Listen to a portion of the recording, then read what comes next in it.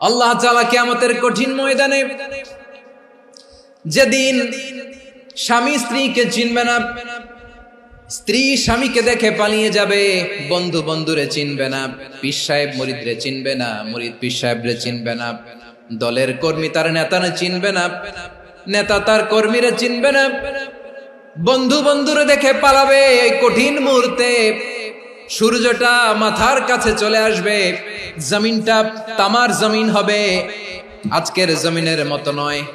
মানুষ ঘর্মাক্ত, ক্লান্ত, শ্রান্ত মাথার মগজগুলো কানের ছিদ্র আর নাকের ছিদ্র দিয়ে বেয়ে বেয়ে পড়বে। বিশ্বনবী ফরমান, কিয়ামতের ওই কঠিন ময়দানে 7 শ্রেণীর ব্যক্তিকে রব্বুল আলামিন তার আরশের নিচে ছায়া দিবেন।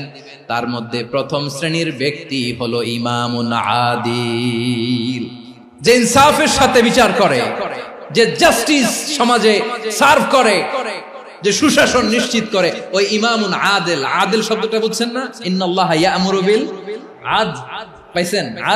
আদিল। 7 শ্রেণীর ব্যক্তিকে আল্লাহ তাআলা সুশীতল আরশের নিচে ছায়া দিবেন, যেদিন তার দেয়া ছায়া ছাড়া কোনো ছায়া থাকবে না। এর প্রথম হচ্ছে ইমামুন আদিল, ন্যায়পরায়ণ শাসক। চিল্লায় বলেন সুবহানাল্লাহ।